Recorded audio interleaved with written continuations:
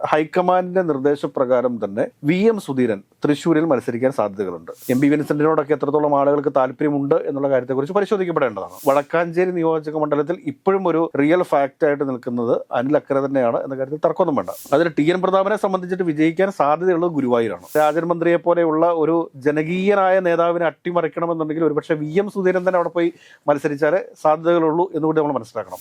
കോൺഗ്രസിന് ഏറെ സാധ്യതകളുള്ള, അതായത് എറണാകുളം ജില്ല പോലെ തന്നെ കോൺഗ്രസിന് സാധ്യതയുള്ള ഒരു ജില്ലയാണ് തൃശ്ശൂർ എന്ന് പറയുന്നത്. നമസ്കാരം, വൈറ്റ്സ് ഫാൻ ടോക്സിലേക്ക് ഏവർക്കും സ്വാഗതം. നമസ്കാരം. UDF പിടിച്ചെടുക്കാൻ ആഗ്രഹിക്കുന്ന അല്ലെങ്കിൽ പിടിച്ചെടുക്കണമെന്ന് കരുതുന്ന ഒരു മണ്ഡലമാണ് തൃശ്ശൂർ.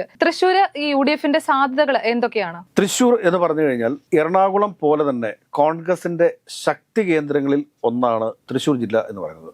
ലീഡർ ശ്രീ K കരുണാകരന്റെ തട്ടകമായിരുന്നു തൃശ്ശൂർ ജില്ല എന്ന് പറയുന്നത്. അതോടൊപ്പം തന്നെ CN ബാലകൃഷ്ണൻ എന്ന അതികായകനായിട്ടുള്ള DCC പ്രസിഡന്റ്, അദ്ദേഹം മുൻ മന്ത്രിയൊക്കെ ആയിരുന്നു. അപ്പോൾ അദ്ദേഹത്തിന്റെ കൂടി തട്ടകമായിരുന്നു. CN ബാലകൃഷ്ണൻ എന്ന് പറഞ്ഞു കഴിഞ്ഞാൽ കോൺഗ്രസിന്റെ എല്ലാം ആയിരുന്നു തൃശ്ശൂർ ജില്ലയിൽ. അദ്ദേഹം ലീഡറിന്റെ ഏറ്റവും അടുത്ത ആളുമായിരുന്നു.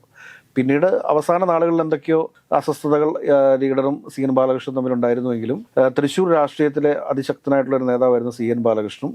നേരെ ഓപ്പോസിറ്റ് KP വിശ്വനാഥൻ, അദ്ദേഹമായിരുന്നു A ഗ്രൂപ്പിന് അവിടെ നേതൃത്വം കൊടുത്തുകൊണ്ടിരുന്നത്. അങ്ങനെ KP വിശ്വനാഥൻ പിന്നീട് കേരളത്തിലെ വനം വകുപ്പ് മന്ത്രിയാവുകയും പിന്നീട് എന്തൊക്കെയോ പ്രശ്നങ്ങളിൽപ്പെട്ട് അദ്ദേഹത്തിന് രാജിവെക്കേണ്ട ചില സാഹചര്യങ്ങളൊക്കെ ഉണ്ടായി എന്നുള്ളതാണ് വസ്തുത. എറണാകുളം പോലെ തന്നെ ശക്തമാണ് തൃശ്ശൂർ ജില്ല എന്ന് പറയുമ്പോൾ ഒരു മറുചോദ്യം ഉയരാൻ സാധ്യതയുണ്ട്. എന്തുകൊണ്ട് പിന്നെ തൃശ്ശൂർ ജില്ലയിൽ കോൺഗ്രസിന് സീറ്റുകൾ നേടാൻ സാധിക്കുന്നില്ല എന്നുള്ളത്. തൃശ്ശൂരിനെ സംബന്ധിച്ചിട്ട് തൃശ്ശൂരിനുള്ള ഏക പ്രശ്നം എന്ന് പറഞ്ഞു കഴിഞ്ഞാൽ അവിടുത്തെ ഗ്രൂപ്പുകൾ തമ്മിലുള്ള പ്രശ്നമാണ്. ഒരു ഗ്രൂപ്പിനകത്ത് തന്നെ പല ഗ്രൂപ്പുകൾ ഉണ്ട് എന്നുള്ളതാണ് വാസ്തവം.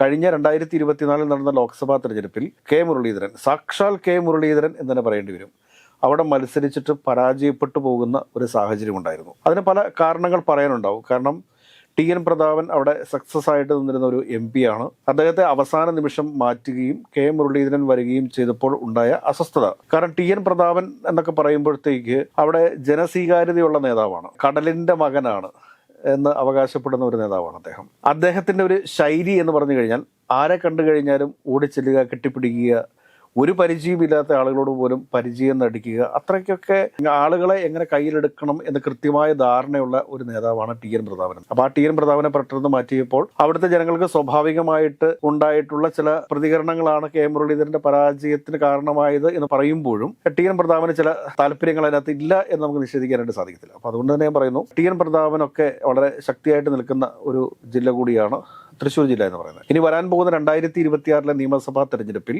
കോൺഗ്രസിന്റെ സാധ്യതകളെ കുറിച്ചാണ് നമ്മൾ പരിശോധിക്കേണ്ടത്. അവിടെ പറയുമ്പോഴും തൃശ്ശൂർ ജില്ലയെക്കുറിച്ച് ചർച്ച ചെയ്യുന്ന സമയത്ത് നമുക്ക് ഒഴിവാക്കാൻ സാധിക്കാത്ത ഒരു പേര് കൂടിയാണ് TN പ്രതാപൻ എന്ന് പറയുന്നത്. അതോടൊപ്പം തന്നെ നമ്മൾ പറഞ്ഞു കേൾക്കുന്നത്, അല്ലെങ്കിൽ നമ്മൾക്ക് കോൺഗ്രസിന്റെ നേതൃത്വത്തിൽ നിന്നൊക്കെ അറിയാൻ സാധിച്ചിട്ടുള്ളത്, ഇത്തവണ ഹൈക്കമാൻഡിന്റെ നിർദ്ദേശപ്രകാരം തന്നെ VM സുധീരൻ തൃശ്ശൂരിൽ മത്സരിക്കാൻ സാധ്യതകളുണ്ട്. തൃശ്ശൂരിൽ VM സുധീരൻ മത്സരിക്കാൻ എത്തിക്കഴിഞ്ഞാൽ, ഇപ്പോൾ തൃശ്ശൂർ നിയോജക മണ്ഡലത്തിൽ അദ്ദേഹം മത്സരിക്കാൻ വേണ്ടി എത്തിക്കഴിഞ്ഞാൽ അതിൻ്റെ ഒരു പ്രതിഫലനം ഒല്ലൂർ, മണലൂർ തുടങ്ങിയ നിയോജക മണ്ഡലങ്ങളിൽ കൂടി ഉണ്ടാകാനുള്ള സാധ്യതകളുണ്ട്.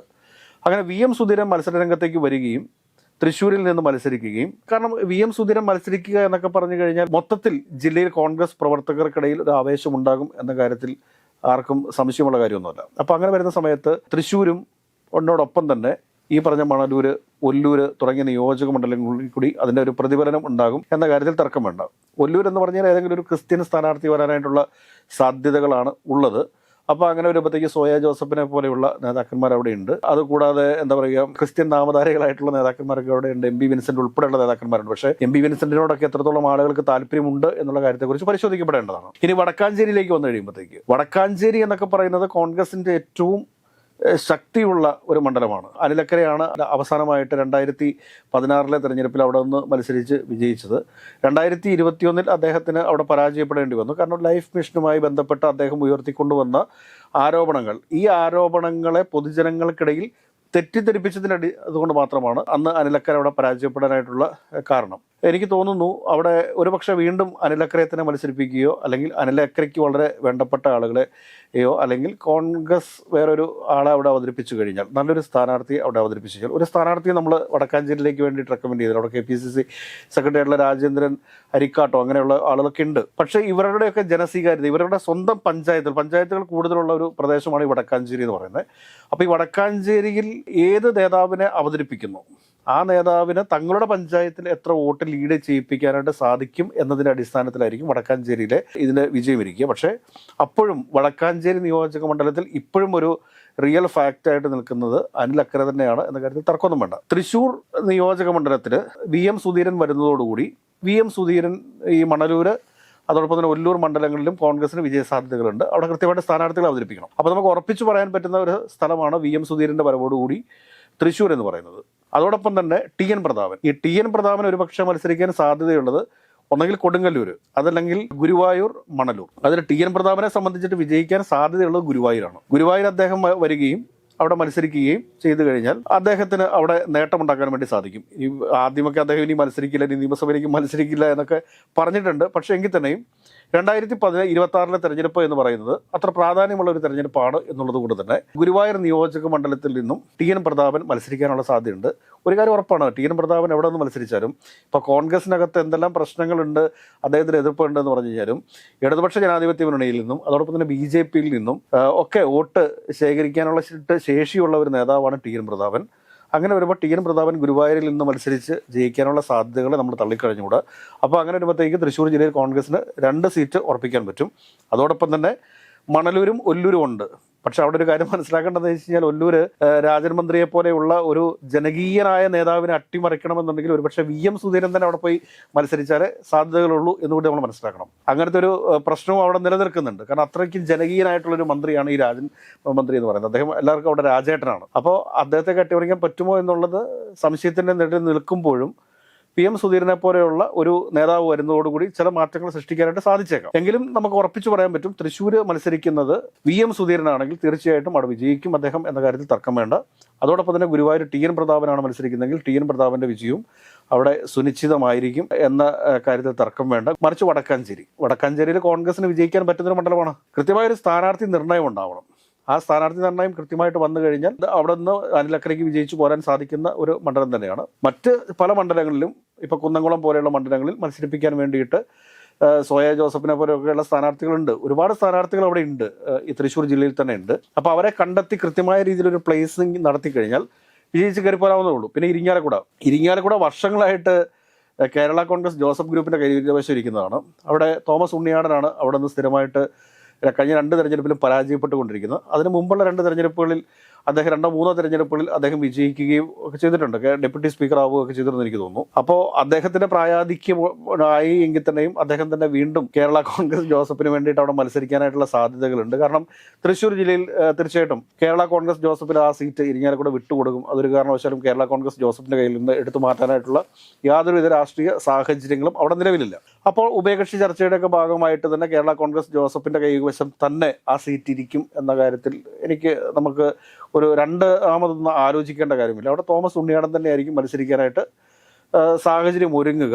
ഇനിയിപ്പോൾ ആ കേരള കോൺഗ്രസ് ജോസഫ് ഗ്രൂപ്പിനകത്ത് വേറെ ഏതെങ്കിലും സ്ഥാനാർത്ഥികൾ ഉണ്ടെങ്കിൽ മാത്രമേ അവിടെ തോമസ് ഉണ്ണിയാടന്മാരുടെ മറ്റൊരു സ്ഥാനാർത്ഥി വരാനായിട്ട് സാധിക്കത്തുള്ളൂ. പക്ഷേ എത്രത്തോളം R ബിന്ദുവിനെതിരെയൊക്കെ എത്രത്തോളം ഇദ്ദേഹത്തിന് ഒരു വിജയസാധ്യത ഉണ്ട് എന്ന് UDF നേതൃത്വമാണ് പരിശോധിക്കേണ്ടത്. അതിനകത്ത് പ്രത്യേകിച്ച് ഒരു കമൻറ്റ് പറയേണ്ടത് നമ്മളില്ല. പക്ഷേ സാധ്യതയുള്ള ഒരു മണ്ഡലമാണ്, UDFന് സാധ്യതയുള്ളൊരു മണ്ഡലം തന്നെയാണ് ഇരിങ്ങാലക്കുട. 2008 മണ്ഡല പുനഃക്രമീകരണം കഴിഞ്ഞതിന് ശേഷവും UDFന് സാധ്യതയുള്ളൊരു മണ്ഡലമാണ് ഇരിങ്ങാലക്കുട. പ്രത്യേകിച്ച് കരുവന്നൂർ ബാങ്ക് പ്രശ്നങ്ങളൊക്കെ നടന്നിട്ടുള്ള ഒരു നിയോജക മണ്ഡലമാണ്. അവിടെ ഒരുപക്ഷെ ആ സീറ്റ് കേരള കോൺഗ്രസ് ജോസഫിന് മറ്റൊരു ഏതെങ്കിലും ഒരു സീറ്റ് നൽകിക്കൊണ്ട് ആ സീറ്റ് കോൺഗ്രസ് ഏറ്റെടുക്കുകയും കോൺഗ്രസിൻ്റെ ഏതെങ്കിലും യുവാക്കളായിട്ടുള്ള ഇപ്പോൾ സോയ ജോസഫിനെ പോലെയുള്ള ഒരുപാട് നേതാക്കന്മാർ അവിടെ ഉണ്ടെന്നേ.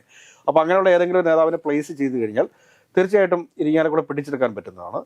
പിന്നീട് കോൺഗ്രസിനെ സംബന്ധിച്ച് കോൺഗ്രസിന് മുൻതൂക്കമുള്ള മണ്ഡലം ഏതാണെന്ന് ചോദിച്ചാൽ ചാലക്കുടിയാണ്. ഈ ചാലക്കുടിയുടെ പ്രധാനപ്പെട്ട പ്രശ്നം എന്താണെന്ന് ചോദിച്ചു കഴിഞ്ഞാൽ ഇപ്പം നിലവിലുള്ള സനീഷ് കുമാർ ജോസഫ് എന്ന് പറയുന്ന MLA-ക്കെതിരെ ഒരുപാട് ആളുകൾക്ക് അത്ര ഒരു താല്പര്യമില്ല, ആളത്ര ജനകീയനല്ല. എന്നാൽ മറിച്ച് അതിന് മുമ്പുണ്ടായിരുന്ന MLA എന്ന് പറയുന്നത് BD ദേവസിയാണ്. BD ദേവസിയെ സംബന്ധിച്ചിട്ട് അദ്ദേഹം ഏറെ ജനകീയനായിട്ടുള്ള ഒരു നേതാവായിരുന്നു, ഒരു സഖാവായിരുന്നു. അപ്പോൾ അദ്ദേഹത്തിന്റെ ജനകീയതയൊക്കെ ആ ഒരു രീതിയിലാണ് അവിടുത്തെ ജനങ്ങൾ ഒരു MLA പ്രതീക്ഷിക്കുന്നത്. കാരണം BD ദേവസിയേട്ടൻ എങ്ങനെ അവിടുത്തെ ജനങ്ങളോട് പെരുമാറിയിരുന്നോ അതേ രീതിയിൽ തന്നെ തുടർന്ന് വരുന്ന MLA-യുടെ ഭാഗത്തു നിന്നും പ്രവർത്തനങ്ങൾ ഉണ്ടാകുമെന്ന് ചാലക്കുടിക്കാർ ആഗ്രഹിച്ചിരുന്നു. അതേ രീതിയിലല്ല കാര്യങ്ങൾ പോയിക്കൊണ്ടിരുന്നത്. കഴിഞ്ഞ പ്രാവശ്യം നിസാര വോട്ടുകൾക്കാണ് LDF-ന്റെ സ്ഥാനാർത്ഥി പരാജയപ്പെട്ടത്. അവിടെ കേരള കോൺഗ്രസ് എമ്മിൻ്റെ ഡെന്നിസ് കെ ആന്റണിയാണ് കഴിഞ്ഞ പ്രാവശ്യം മത്സരിച്ചത്. വളരെ നിസാര വോട്ടുകൾക്കാണ് അദ്ദേഹം പരാജയപ്പെട്ടത്. പക്ഷേ ഇപ്രാവശ്യവും അദ്ദേഹം തന്നെയാണ് അവിടുത്തെ സ്ഥാനാർത്ഥി എന്നാണ് നമുക്ക് അറിയാൻ സാധിച്ചിട്ടുള്ളത്. അപ്പോൾ അദ്ദേഹം തന്നെ അവിടെ LDF-ന്റെ സ്ഥാനാർത്ഥിയായിട്ട് വരുന്ന ഒരു സാഹചര്യം ഉണ്ടായിക്കഴിഞ്ഞാൽ അദ്ദേഹം അവിടെ നേരത്തെ കോൺഗ്രസിൻ്റെ ഒരു നേതാവായിരുന്നു.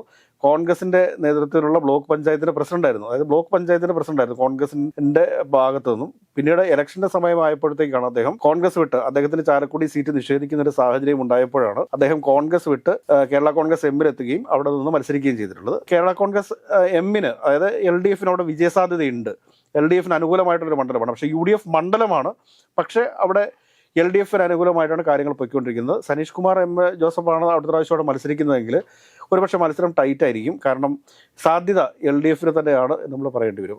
നമ്മൾ തൃശ്ശൂർ ജില്ല മൊത്തത്തിൽ നോക്കുന്ന ഒരു സമയത്ത് തൃശ്ശൂർ ജില്ലയിൽ വിജയിച്ച് കയറി വരാൻ സാധ്യതയുള്ള മണ്ഡലങ്ങൾ കോൺഗ്രസിന്, അതായത് UDF-ന് വിജയിച്ച് കയറി വരാൻ സാധിക്കുന്ന മണ്ഡലങ്ങളാണ് തൃശ്ശൂർ, വടക്കാഞ്ചേരി, അതോടൊപ്പം തന്നെ കൊടുങ്ങല്ലൂരൊക്കെ നല്ല സ്ഥാനാർത്ഥികളെ പ്ലേസ് ചെയ്യണം. അതോടൊപ്പം തന്നെ ഗുരുവായൂർ. ഈ 4 സീറ്റുകളിൽ UDF-ന് സാധ്യതകളുണ്ട്. ഒല്ലൂരും മണലൂരും സാധ്യതകളുണ്ട്. പക്ഷേ അവിടുത്തെ സ്ഥാനാർത്ഥികളൊക്കെ നിലവിലത്തെ MLA-മാർ വളരെ പ്രഗത്ഭരാണ്. അവരെ എങ്ങനെ അട്ടിമറിക്കും എന്നുള്ളത് കോൺഗ്രസ് നിർത്തുന്ന സ്ഥാനാർത്ഥിക്ക് മേളിൽ ഡിപ്പെൻഡാണ്. അതുകൊണ്ട് വളരെ കരുതലോടുകൂടി വേണം തൃശ്ശൂർ ജില്ലയെ കോൺഗ്രസ് സമീപിക്കാനായിട്ട്. കോൺഗ്രസിന് ഏറെ സാധ്യതകളുള്ള, അതായത് എറണാകുളം ജില്ല പോലെ തന്നെ കോൺഗ്രസിന് സാധ്യതയുള്ള ഒരു ജില്ലയാണ് തൃശ്ശൂർ എന്ന് പറയുന്നത്. പക്ഷേ ആ തൃശ്ശൂർ ജില്ലയിൽ ഗ്രൂപ്പ് സമവാക്യങ്ങൾക്കൊക്കെ അപ്പുറത്തായിട്ട് സ്ഥാനാർത്ഥികളെ നിർത്താനായിട്ട് UDF-ന് സാധിച്ചു കഴിഞ്ഞാൽ തീർച്ചയായിട്ടും 4-5 നിയോജക മണ്ഡലങ്ങളിൽ UDF വിജയം സുരക്ഷിതമായിരിക്കും എന്ന കാര്യത്തിൽ തർക്കം വേണ്ട. പക്ഷേ LDF-ന്റെ സ്ഥാനാർത്ഥികൾ അപ്പോഴും അവിടെ വളരെ ശക്തരാണ് എന്ന കാര്യം നമ്മൾ മറന്നു പോകരുത്. പക്ഷേ 4 സീറ്റ് വരെ UDF-ന് നേടാൻ പറ്റുന്ന രാഷ്ട്രീയ സാഹചര്യങ്ങൾ നിലവിലുണ്ട്. പക്ഷേ അതിനെ ഏത് രീതിയിൽ മുതലെടുക്കുന്നു കോൺഗ്രസ് എന്ന് വേണം നമ്മൾ കാത്തിരുന്ന് കാണാൻ.